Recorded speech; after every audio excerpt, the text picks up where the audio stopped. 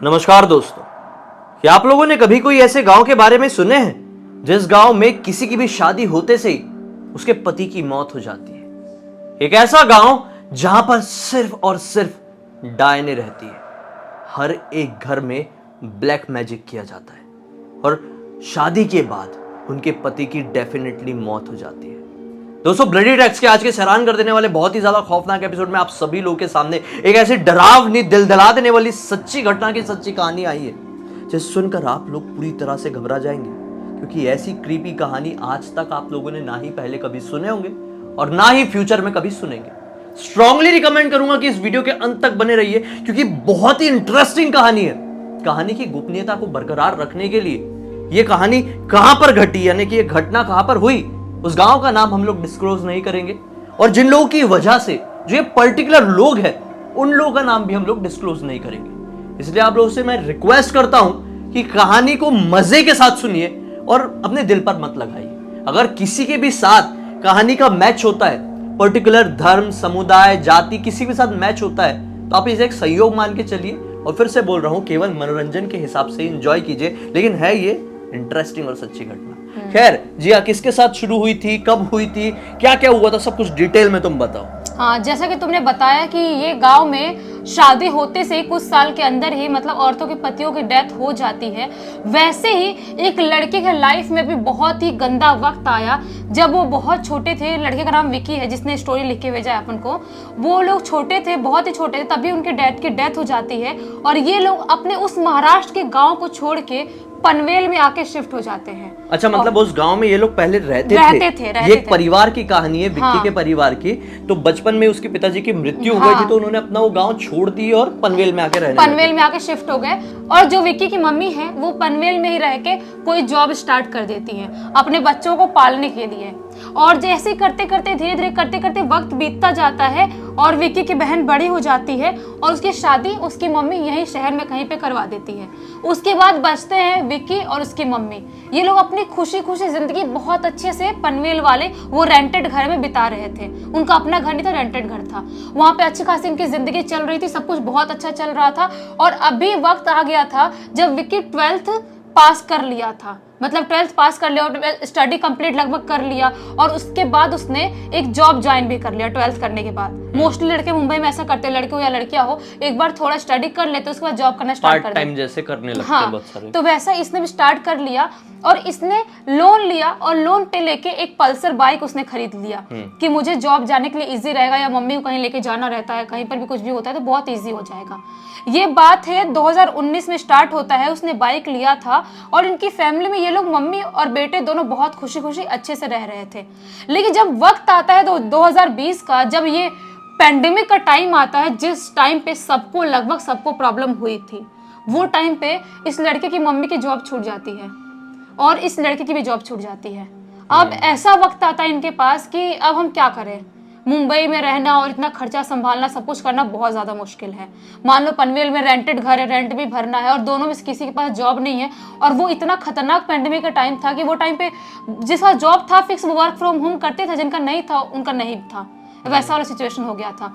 तो ये लड़का सोचता है कि अभी हम लोग अपने गांव चले जाते हैं। उसकी मम्मी भी बोलती है, अपनी बहन से बात करती है उसकी मम्मी। उसकी बहन उसी गांव में रह रही थी जो खौफनाक गांव था, उसी गांव में। तो अपनी बहन से बात करती है कि प्रॉब्लम हो रही है, कुछ टाइम के लिए हम लोग गांव में आ जाए क्या।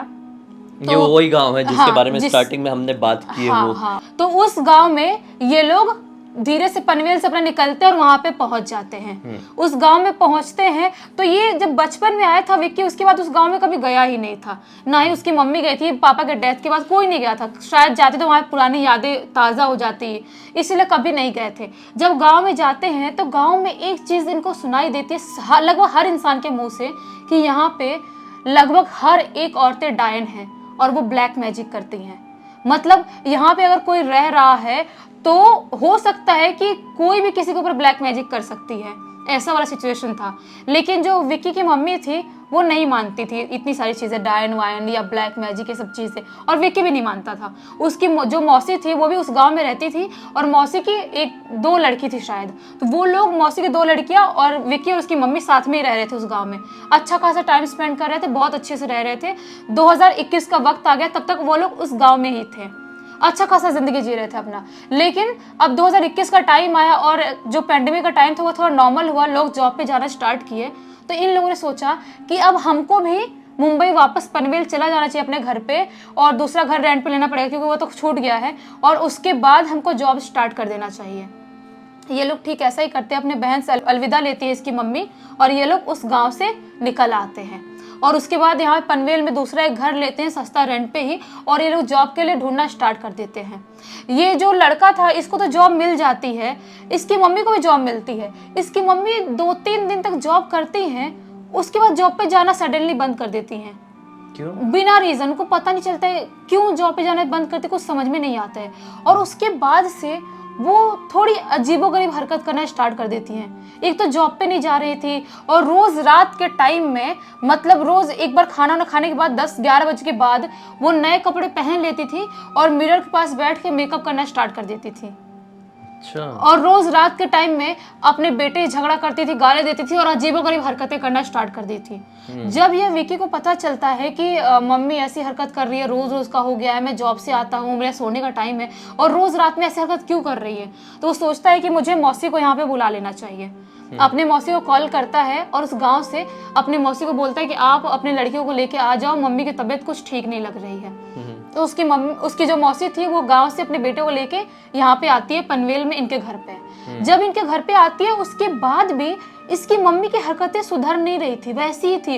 रोज रात में अजीबोगरीब हरकतें करती थी, चिल्लाती थी, चीखती थी, मेकअप कर लेती थी, नए कपड़े पहन लेती थी, और किसी से कुछ नहीं बात करती थी, सिर्फ गाली देती थी सबको, गंदी गंदी गालियां, और खाना वाना खाना टोटली बंद कर दी थी। कितना भी विक्की फोर्सली बोलता था, प्यार से बोलता था मम्मी खा लो, थोड़ा खा लो, लेकिन खाती नहीं थी। और सबसे बड़ी बात ये थी कि वो पूरा दिन सोती थी, पूरा दिन कोई उठा ही नहीं सकता पूरे दिन में, और रात के टाइम में पूरी रात जागती थी, सोती ही नहीं थी। पूरी रात मेकअप करेंगी, कपड़े पहनेंगी, कुछ बोलेंगी, गाली देंगी, अजीबोगरीब हरकत करेंगी, बाल नोचेंगी, मतलब एकदम वियर्ड हरकत करने लगी थी। इनको समझ में नहीं आता कि आखिर ये सब कुछ हो क्या रहा है। उनकी तबीयत भी दिन पर दिन खराब होनी स्टार्ट हो गई थी। और जो ये लोग थे विक्की और उसकी मौसी, इन लोगों को भी घर पे कुछ ना कुछ अलग एक्टिविटी उनको महसूस होने चालू हो गई थी। मतलब जैसे रात में ये लोग सो रहे हैं, इनको ऐसा लगता था कि कोई बहुत ही जोर जोर से बहुत दर्द में रो रहा है, या ये लोग सो रहे हैं ऐसा लगता था कि हमारे बेड पे कोई आके बैठा। कई बार तो विक्की को ऐसा लगा मेरे सीने पे कोई आके बैठ गया है, ऐसा सा फील होने लगा था सबको। इसकी मौसी भी परेशान, ये भी परेशान, इनको समझ में नहीं आ रहा था कि आखिर हम करें तो करें क्या। ये जो इसकी मौसी थी वो बोलती है कि हमको इसको लेके कहीं जाना चाहिए, कहीं दिखाने के लिए। डॉक्टर के पास ट्रीटमेंट चालू था इनका, मम्मी के ट्रीटमेंट चालू था, भूख लगनी, दवाई, इंजेक्शन सब चालू था, लेकिन तो भी भूख नहीं लगती, खाना खाती ही नहीं थी बिल्कुल भी, कुछ खाना नहीं खा रही है। उसके बाद ये लोग बोलती है इसकी मौसी कि मुझे जहां तक लग रहा है उस गांव में जाने की वजह से किसी न किसी ने ब्लैक मैजिक तो किया है इसके ऊपर, ऐसी हरकत कोई नॉर्मल इंसान नहीं कर सकता। तो विक्की बोलता है ब्लैक मैजिक कोई कैसे कर सकता है, तो उसकी मौसी बोलती है हो सकता है, कर सकते हैं, मुझे जहां तक लग रहा है कुछ ना कुछ किसी ना किसी ने किया ही है।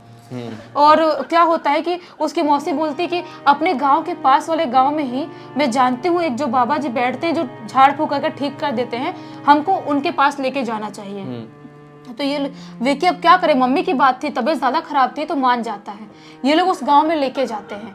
वहां पे जब लेके जाते हैं बाबा जी के पास, तो वो जो तांत्रिक था वो बताता है कि ये जो तुम्हारी मम्मी है इनको लाने में तुम लोगों ने बहुत ज्यादा देर कर दी, बहुत ज्यादा देर कर दी। इसके ऊपर कोई नॉर्मल आत्मा नहीं है, इसके ऊपर एक डायन की आत्मा है, जिसकी मतलब ख्वाहिश थी, पहले जिंदगी में कुछ ख्वाहिशें थी जो पूरी नहीं हो पाई और उससे पहले इसकी मौत हो गई। ये डायन लोग बड़ी खतरनाक होती है, मरने के बाद भी जीते जी तो ये ऐसा काम करती ही हैं, और मरने के बाद भी इनकी आत्मा अगर किसी को चपट गई, नॉर्मल भाषा में कहूँ किसी को चपट गई तो बर्बाद हो जाए। वही तो ये लोग बोलते हैं कि आप कुछ तो करो, कुछ तो मतलब होगा उपाय कि ठीक कर पाए। जो तांत्रिक तो बता देते हैं कि बहुत काफी हद तक उम्मीद नहीं है कि बचा पाएंगे, क्योंकि जो आत्मा है डायन की बहुत ज्यादा खौफनाक है, नॉर्मल लेवल की नहीं है।